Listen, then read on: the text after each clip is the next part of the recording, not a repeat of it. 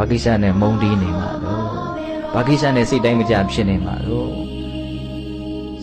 လူကဒေါသဖြစ်တယ်ဆိုတာကိုယ့်ကိုယ်ကိုရှုမြိုက်တာပဲ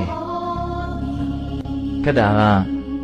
ကိုကသူ့ကိုမုန်းနေသူ့ကိုစိတ်တိုင်းမကြဘူးဆိုရင်ကိုယ်စိတ်တိုင်းမကြရရသူ့ကိုဆင်းရဲသွားစေမယ်လို့ကိုကထင်နေတာသူ့ကိုပဲကိုကဆင်းရဲစေခြင်းနေတာပေါ့နော်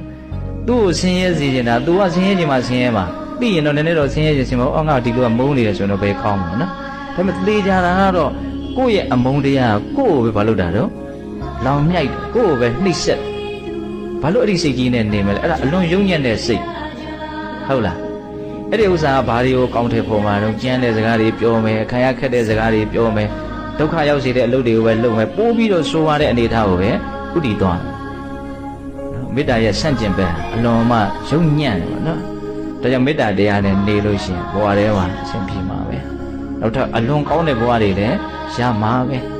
သူရဲ့အလွန်ကြီးတဲ့အတွက်ကြောင့်ဘဝတွေထဲမှာအကောင်းဆုံးလို့ဆိုတဲ့ပြမဘဝတောင်ပို့နိုင်တယ်လို့ဆိုတော့ဗျာအဲ့လိုဟောထားတယ်